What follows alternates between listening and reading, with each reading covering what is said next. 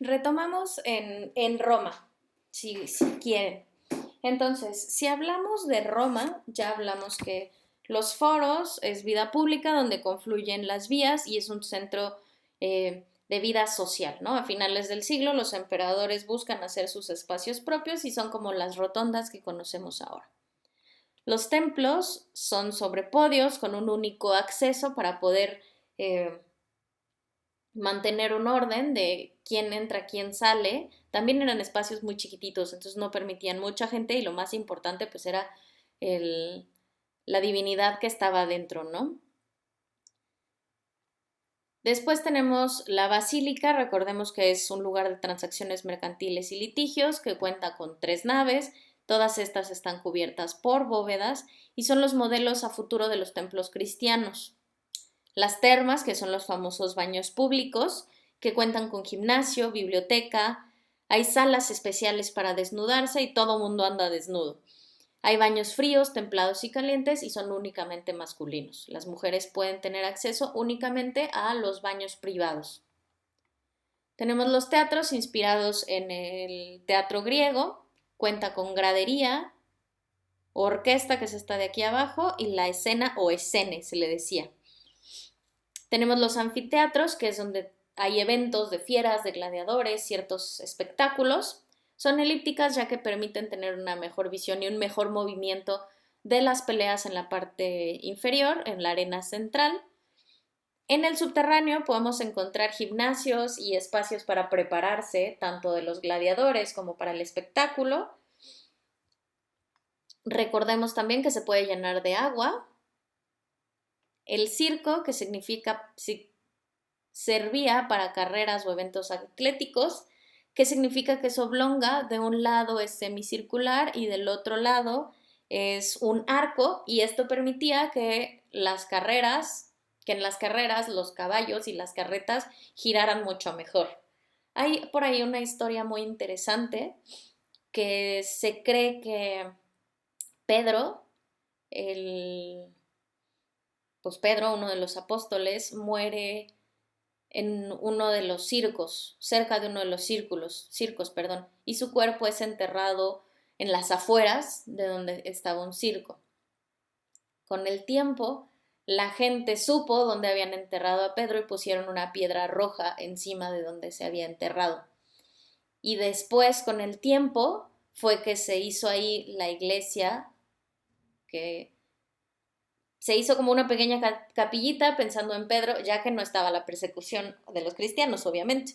Se hizo una pequeña capillita, después hizo una iglesia y demás, y el día de hoy es donde nosotros encontramos, eh, se me fue el nombre, no sé qué traigo hoy, donde nosotros encontramos este templo a Pedro en Roma, ¿no? Tenemos los arcos, que son, como ya les dije, los desfiles de las trompas vencedoras. Puede tener de 1 a 3 ojos y siempre tiene inscripciones. Estas inscripciones cuentan la historia de cómo vence la tropa y cómo llega triunfante al país, ¿no? El ejemplo que les daba era el Arco del Triunfo francés. No puede ser, sigo tratando de acordarme cómo se... El Vaticano, precisamente es ahí donde está el templo de Pedro en el Vaticano, es precisamente donde estuvo una piedra roja cerca de un circo romano donde muere Pedro. Tenemos los palacios, como les comentaba, los palacios imperiales eran pequeñas ciudades, ¿no? No eran como un palacio nada más y alrededor los hogares de los mortales, no. Los palacios eran ciudades de la gente de clase alta y ahí tenían ellos como su propia ciudad. Las casas son muy interesantes porque cuentan con diversos elementos. Tenemos, por ejemplo, aquí el vestíbulo o recibidor, que nosotros le seguimos llamando igual. Tenemos el impluvium y el compluvium. ¿Qué significa esto? El compluvium, este es el impluvium, que es donde se guarda el agua, y el compluvium es el que manda el agua hacia estos estanques. ¿Por qué estaban esos estanques? La mayoría de estos estanques no estaban solo por decoración, sino eran claramente sí, existen como decoración, pero también servían para almacenaje de agua. Y ese almacenaje de agua también se utilizaba en caso de que no hubiera baños, se utilizaba en los baños. Después tenemos el peristilum, que es esta parte donde tenemos los jardines con columnas. Estos jardines también eran importantes porque eran los lugares de desenvolvimiento de la comunidad. Ojo, esta casa no es una casa romana básica, o sea, es una casa de alguien que tiene dinero pero no tiene un palacio imperial. Tenemos el la trinae pues es la letrina. Aquí recuerden que pues no tenemos desagüe, entonces pues aquí es donde uno iba y hacía sus necesidades en agujeros que después eran limpiados por pues las personas domésticas. Tenemos la taberna, que sí, los bares existen y eran súper importantes las famosas tabernas. Tenemos los cubículums, que estos eran como espacios de trabajo, por decirlo así. Después tenemos el tegulae, que son habitaciones superiores que servían más como bodega o como espacios para los trabajadores, por decirlo así. Tenemos la culina o cocina, tenemos el opus musivium, que es también era un espacio eh, de desenvolvimiento, por decirlo así, desenvolvimiento social. 11 tenemos el triclinio, acuérdense, bueno, creo que ustedes no conocen, pero el triclinio era un espacio donde había precisamente unos muebles conocidos como triclinios y entonces ahí se recostaban a platicar, ¿no? Y pues las traves. Después tenemos el famoso y precioso Islam. El Islam, en cuanto a arquitectura, tiene la característica de que no hay una representación humana como tal. Entonces, al no haber representaciones humanas como tal en su arquitectura, pintura y demás, pues no tenemos el desarrollo de la escultura y la pintura como lo tienen otras culturas, ¿no? Vemos que en la arquitectura se utilizan ladrillos, piedras y yeso, también se utilizan pilares, columnas, pero por sobre todo vamos a encontrar estos, ¿no? Los distintos arcos. Y de los distintos arcos también vamos a encontrar que hay distintos tipos, ¿no? Ojivales, etcétera. Normalmente las decoraciones son vegetales, aquí no se alcanza a ver, pero son grecas que inspiran lo vegetal, aquí también en estas ilustraciones sobre el mármol, y geometrías, ¿no? Todo está basado también en geometrías. Algo súper padre también de la arquitectura islámica es la policromía. Estos señores pueden hacer algo tan monocromático como esto y también se pueden ir a distintas variaciones tonales, ¿no? En este caso no puse alguna, pero sí, son súper policromáticos, les encanta utilizar el color.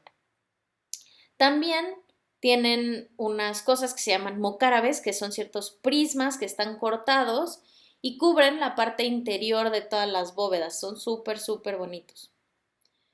Vemos entonces uno de los primeros elementos arquitectónicos que son las mezquitas. Las mezquitas son para el culto, ¿no? Recordemos que no tenemos una imagen, tenemos una orientación. Podemos tener mezquitas privadas o colectivas. Sus plantas pueden ser o cuadrada o rectangular, no hay mezquitas circulares. Normalmente tienen patios internos y patios cerrados y salas de oraciones cubiertas. Es muy raro que haya salas de oración al aire. Y también algo bien interesante de las mezquitas es que tienen muchas terrazas, ¿sale?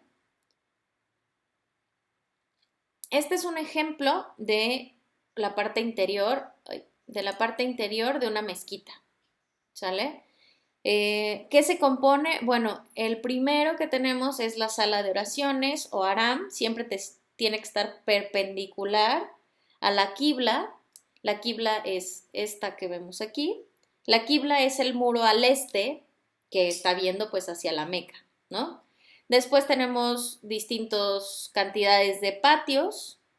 Otra cosa importante es el 3, el mimbar. Ese es el púlpito. hacia allá es donde se tiene que dirigir la oración y ese es el que nos indica, pues obviamente, el lugar de la oración. El 4 es el mihrab. El mihrab es un nicho abierto, por decirlo así, donde también se puede entrar a hacer oración, pero este es un espacio más pequeño y un poco más personal. Tenemos las torres, o conocidos como alminar o minaretes, y estas torres son desde donde se llama a los fieles, ¿no? Actualmente, pues si vemos videos de mezquitas, vamos a ver que ahorita hay megáfonos que salen de las torres, pero pues antes se llamaban de ahí. En las torres católicas llamamos con campanas.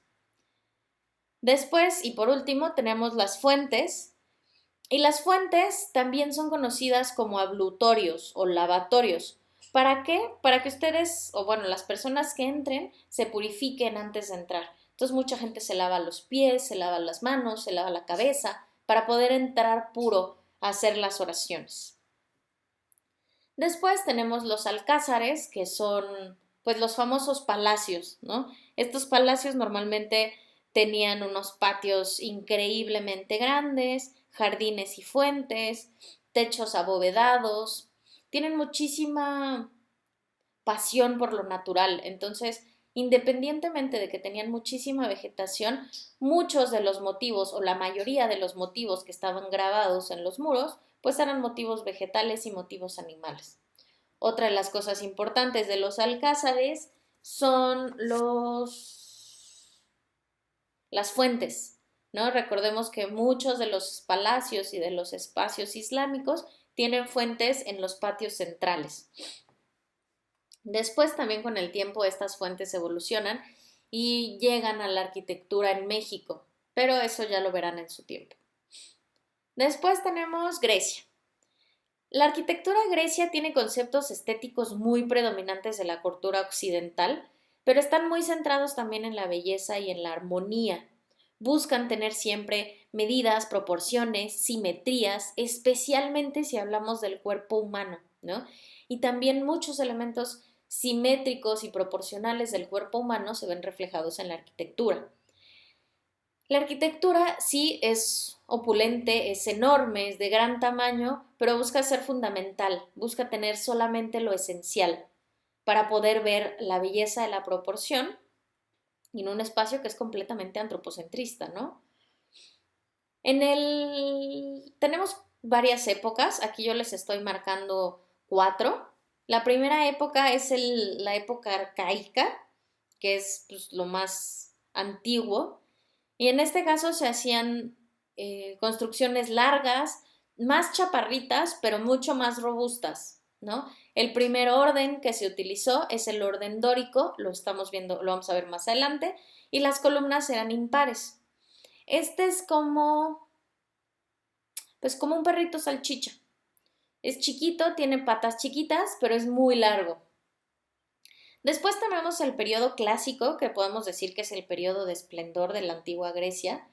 Una de las cosas más importantes que tenemos ahí, pues es la Acrópolis de Atenas, ¿no? Un recinto sagrado para Atenas. Y pues bueno, lo vemos hasta en los Caballeros del Zodiaco. Esta es una de las épocas más importantes. También tenemos distintos elementos, como pueden ser los propileos, que son otros elementos, otros recintos sagrados, los templos de Atena, el famoso Partenón, que también está dedicado a Atenea, la fundadora de Atenas. También tenemos el Erección, que nace por una lucha entre Poseidón y Atenea por el dominio de Ática. Entonces, por eso nace esa construcción.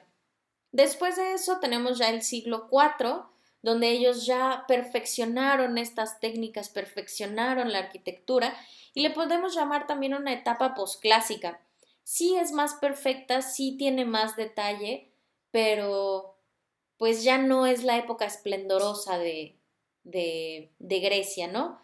Aquí hay muchísimos cambios arquitectónicos, entra muchísimo un tipo de arquitectura circular que es conocida como tolos, es súper ornamental, pero también es muy monumental, ¿no? Y lo vemos aquí. Veamos, por ejemplo, ya el tipo de piedra, las alturas, pueden buscar el Abatón de Epidauro, pueden buscar un par de renders y van a ver que también era esplendoroso, pero no tenía el mismo esplendor del periodo clásico. Cerramos Grecia con el periodo helenístico, y el periodo helenístico, a pesar de que no es el máximo esplendor, es la época más grande y suntuosa de Grecia. ¿Sale? Aquí hablamos de una arquitectura colosal, una arquitectura gigante que lo que busca es decir, yo tengo el poder, yo soy grande, yo soy más, y por eso también pongo esta palabra de suntuosidad. Estilizan los órdenes jónico, dórico, corintio, empiezan a mezclar más los materiales, ya no trabajan solo con piedra y mármol, sino que empiezan a jugar con otros materiales. Y el periodo helenístico pues realmente es el periodo en el que muere Alejandro Magno y Roma conquista Grecia, ¿no? Entonces Grecia se opone culturalmente a Roma y por eso crea todos este tipo de cosas, ¿no? O sea, no, yo no me voy a subyugar ante ti, y la forma de hacerlo pues es en una manera arquitectónica, escultórica y pictórica muy interesante que busca romper con lo que se les está imponiendo por parte de Grecia, ¿no? Este es uno de los altares más hermosos que puede haber, es el altar de Pérgamo, que está en el Museo de Pérgamo en Alemania. Y sí, está casi o parcialmente reconstruido a como debería de ser, y ustedes pueden tener un acceso a él, entonces es increíble. Aquí tenemos entonces los órdenes, tenemos 5 órdenes, los 3 y en el orden de aparición histórico son el dórico, el jónico y el corintio. Todos recordemos que tienen una base y tienen un cierre en la parte superior, pero cómo cierran es una de las cosas que los diferencia. El primero es el dórico. Normalmente nosotros vemos por ahí un cierre tradicional muy sencillo. Vemos ciertas estrías no muy marcadas. Cuando pasamos al jónico vamos a ver que están empezando ya a ver ciertos elementos decorativos, las estrías son muy marcadas, y cuando llegamos al corintio estamos hablando del final de un orden, o bueno, la parte superior es la que está más llena de decorativos, ¿no? Que es la que está más cargada.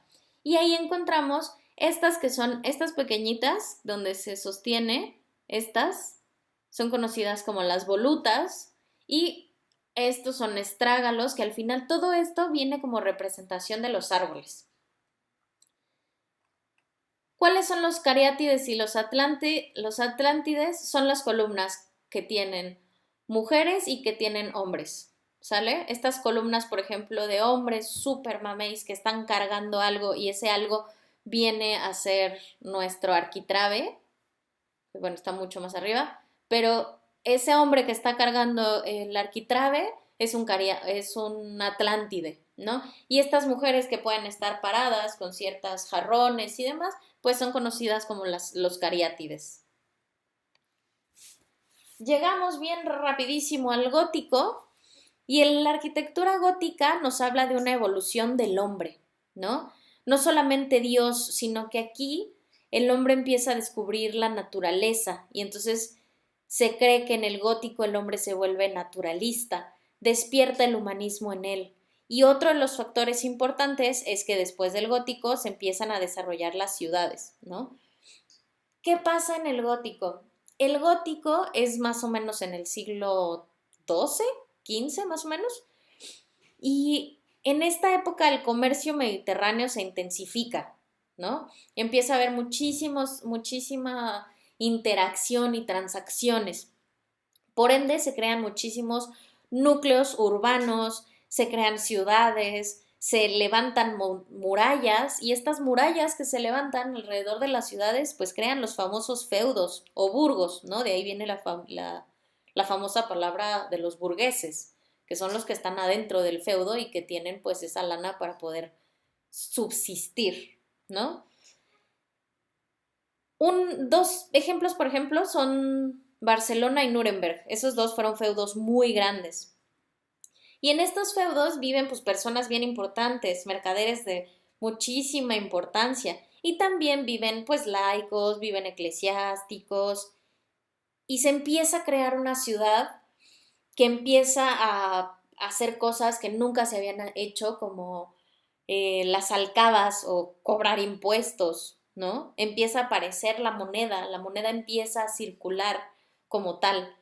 Y por ende, pues los tesoros aumentan en las ciudades. Y aquí es donde, pues, nace la famosa burguesía, que son pues los que viven adentro del burgo. Y hay una gran lucha contra el feudalismo, porque bueno, sí, empiezan a hacerse los feudos, se cierran las ciudades, pero ya que está la ciudad en su apogeo, se empiezan a dar cuenta los que están adentro que el feudalismo no les queda, ¿no? Que el feudalismo no les cuadra.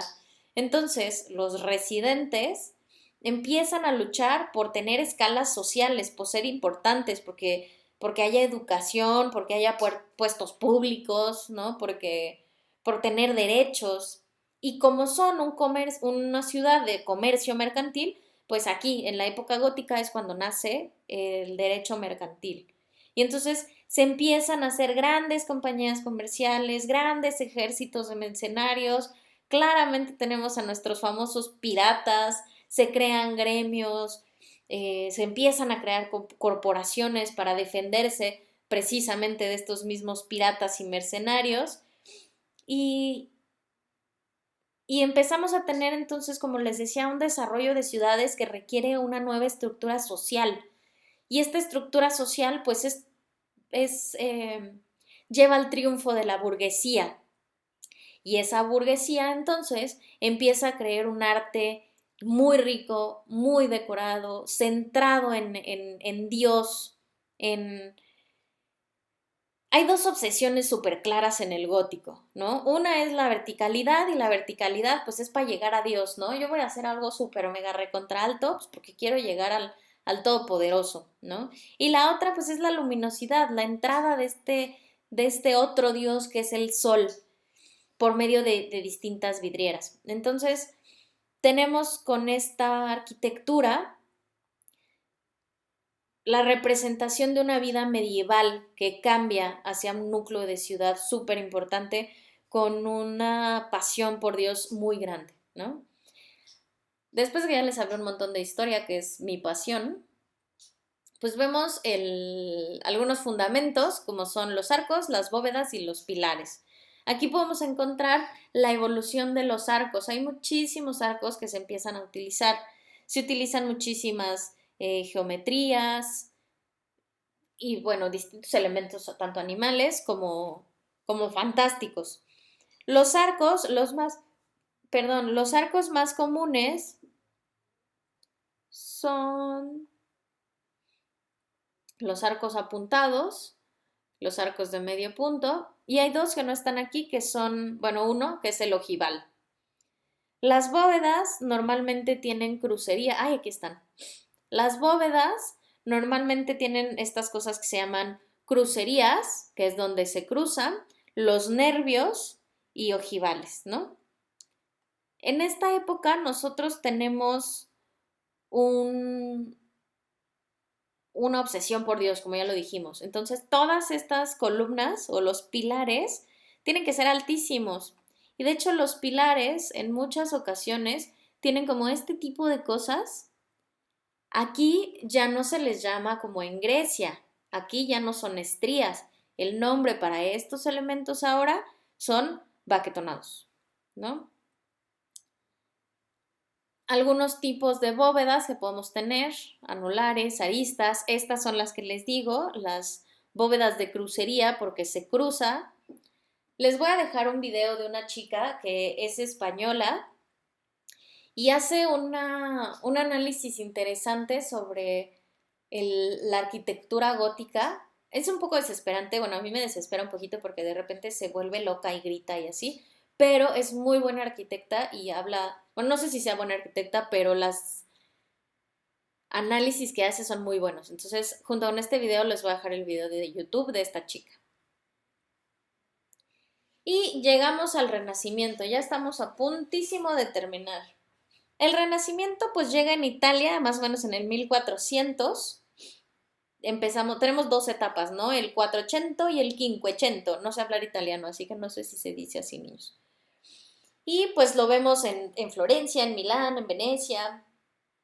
Estos señores pues son lo máximo porque el Renacimiento tiene una belleza ideal que busca la serenidad, el equilibrio, la armonía. Y más que ser decorativo, es narrativo, ¿no? Busca contar historias por medio de el arte, la escultura, la arquitectura, la pintura. Y también al contar historias, quiere contar historias hiperrealistas, ¿no? ¿Qué es el Renacimiento? Pues el Renacimiento es la recuperación del arte grecorromano. Y recordemos que el arte grecorromano era antropocentrista, ¿no? Se centraba en el hombre. Entonces, el Renacimiento quiere eso, recuperar esa parte perfecta del ser humano y entonces reflejan también así al ser humano, ¿no? Recordemos aquí que se empiezan a utilizar los cánones de medida, el interés por el cuerpo desnudo es el que crea estos cánones y empiezan a aparecer nuevos temas que vienen de la mitología, ¿no? Y son conocidos como arte profano, pero esa también es una de las grandes peleas que hay en el Renacimiento. El Renacimiento, especialmente en Europa, es muy interesante porque hay una pelea entre la iglesia y el arte, porque el arte empieza a ser profano, porque empieza a hablar de historias mitológicas, de, de medusas y de Laconte y de muchísimas cosas interesantísimas, pero pues esos son mitos. Y si tú no eres parte de la iglesia y si no hablas de Dios y los ángeles y de los X, pues no está bien, no es válido. Y entonces también por ese mismo hecho, muchísima arquitectura y bueno, más escultura y pintura que arquitectura se perdieron con el tiempo, porque al ser profanos fue destruido. Vemos que en esta época también hay muchísima luz natural, se busca trabajar muchísimo con los volúmenes, con los claroscuros, con la simetría, o sea, en realidad la escultura es una belleza. Entonces, ¿qué pasa con los elementos constructivos? Seguimos utilizando nuestros órdenes, ya hablamos de estos, ¿no? Los fustes es todo el cuerpo de la columna, las cornisas son la parte superior, habíamos hablado ya de los frisos, capiteles son los cierres de las columnas como tal, frontones siempre van a ser estos elementos triangulares que están en la parte superior de los arcos, cualquier tipo de arco, y las balaustras, aquí le llaman balaustrada, nosotros también le decimos balaustras, son estas partes inferiores que sirven como para dar altura a los elementos. Aquí tenemos, como ya habíamos hablado, nosotros retomamos esos elementos grecorromanos y pues tenemos las plantas basilicales, ¿no? Los mismos capiteles, jónicos, dóricos y corintios. Recordemos que esto es lo más importante de cada orden, el uso de los arcos y las bóvedas. Pongo este elemento de pintura porque creo que en el Renacimiento es donde empezamos a hablar más de un arte más profundo, ¿no? Vemos, si ustedes pueden buscar a Masaccio es un autor plenamente renacentista que empezó a trabajar con la perspectiva. Si nosotros viéramos la pintura del gótico, son pinturas planas. O sea, sí buscan hacer un volumen, pero no tienen una perspectiva. Entonces, pues vemos casi como los egipcios, ¿no? Los dos pies giran para el mismo lado. No tanto así, pero sí. Y entonces Masaccio es uno de los primeros exponentes en hablarnos de las perspectivas, de hablar de figuras geométricas con una organización dentro del espacio, ¿no? Y mostrarnos el movimiento. Entonces, este es bien importante. Algo importante que también hay que mencionar es que en esta época existían los famosos mecenas. Y los mecenas eran pues personas de mucha lana, ya sean nobles o príncipes, que impulsaron la renovación artística. Entonces ellos le metían muchísimo dinero a los pintores, a los arquitectos, a los escultores, que en esa época pues eran casi lo mismo, ¿no? Y les daban muchísima lana para que crearan arte para ellos. Y entonces también ellos podían mover ese arte para otro lado.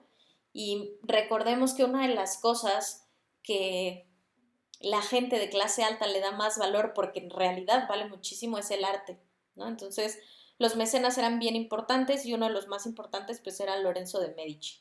Por ahí búsquenle. Es muy interesante también hablar de esta familia, de los Medici. Los Medici controlaron la iglesia, controlaron la política, controlaron el arte. O sea, la familia Medici fue, o sea, una de las mafias más interesantes que pudo haber en la historia. Entonces, si pueden ver, creo que hasta hay una serie de los Medici, pero busquen un poquito de historia de estos señores porque estuvieron metidos hasta en las cloacas. O sea, estos señores eran increíbles. Pero bueno, llegamos al 480, que es pues, la Italia más o menos del siglo XV. Una de las cosas que más podemos observar aquí es en Florencia, está la famosa familia Medici, y estos vatos empiezan a hacer, o en el 480 se empieza a hacer la experimentación y la especulación teórica. Entonces, llegan los arquitectos a decir, a ver, ¿qué puedo hacer? ¿No? ¿Qué cosas puedo hacer? Entonces, junto con eso, vemos a uno de los arquitectos más importantes, que es Brunelleschi, y este señor hizo la Basílica Catedral Metropolitana de Santa María del Fiore, o la Catedral de Santa María de las Flores, que está en Florencia, Italia, y es una de las catedrales más imponentes que hay en la historia italiana. Como ya lo platicamos, modelos grecorromanos, se utiliza el arco medio punto, columnas, frontones, cornisas, lo que ya vimos al principio. Busquen a Filippo Brunelleschi y a León Battista Alberti, excelentes arquitectos. Este video es el video de cómo se construye esta cúpula, porque esta cúpula es muy interesante. Tenía unos nervios al estilo gótico y se utilizaban ciertos perfiles apuntalados que permitían reforzar toda la estructura para crear una doble cúpula. O sea, hay una cúpula abajo, un hueco en medio de aire y luego otra cúpula arriba que nos permite crear esto. Este espacio hueco lo que permitió fue aliviar el peso. Entonces, esta fue un avance arquitectónico gigantesco. Les dejo por ahí el video.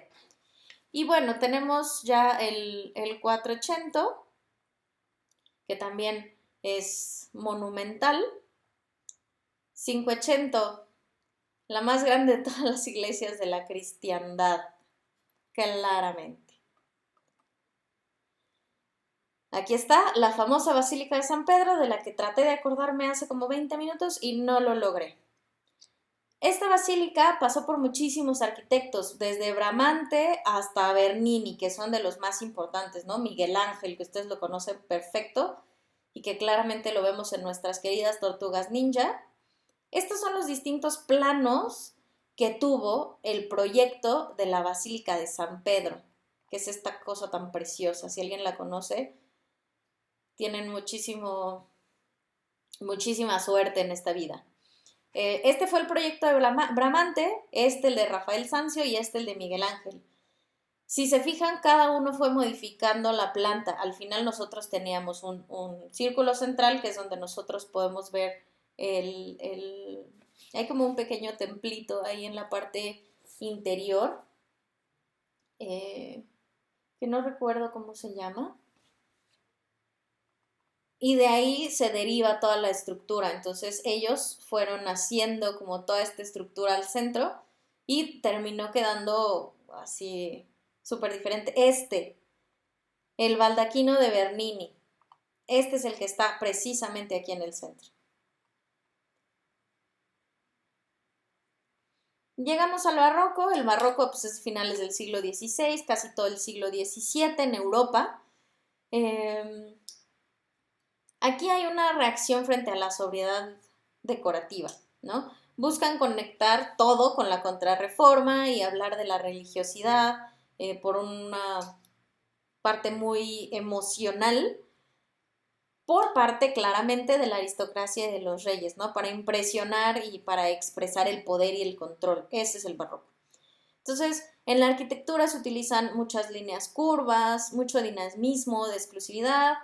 Hay fachadas, las fachadas son lo más importante que hay y hay mucha más decoración que estilo, ¿no? O sea, métanle más cosas, no importa que no se vea tan chido, ustedes métanle un chingo de cosas. Tres exponentes importantes para ver en el barroco: Bernini, Borromini y Mansart. Una de las cosas más importantes que vemos en el barroco pues es la Plaza de San Pedro, claramente viene después. Esta es una cuenta de Twitter súper interesante, yo la sigo y me encanta porque se llama Bernini, emperador de los barrocos, y entonces habla muchísimo del barroco, de la arquitectura, de ciertos elementos. Entonces está muy interesante, si pueden seguirlo, síganlo. Otro ejemplo son los jardines del Palacio de Versalles en Francia, que hablaba también del mito de Apolo, ¿no? Donde se representaba a este mismo con el sol de la misma forma en la que hablamos de Luis XIV. Y este pues también tuvo distintos arquitectos que se encargaban de un elemento en específico, ¿no? Uno era el paisajista, otro se encargaba de las transiciones, etc. Este es el carro del sol, donde Apolo sale del agua tirado por sus caballos. Mansart, también gran exponente, es la última etapa de este palacio y es la ampliación, ¿no? La capilla real del ala norte del palacio. Y llegamos a la tarea, es momento de hacer moda. Ya vimos la historia, entonces la entrega que tienen que hacer es un diseño basado en cualquier época del arte, ¿sale? Lo único importante es que me digan, uno, el dibujo, basado en cualquiera de las etapas que vimos ahorita. Y que con el dibujo me hagan una justificación contándome en qué se inspiraron y en quién lo ve puesto. Puede ser una persona real, puede ser su novio, novia, puede ser una persona famosa, etc. Un ejemplo, aquí estamos hablando de una orden de un orden dórico, y aquí vemos los acabados, y bueno, aquí vemos un vestido inspirado en este mismo orden, y bueno, claramente lo han visto también aquí, ¿no?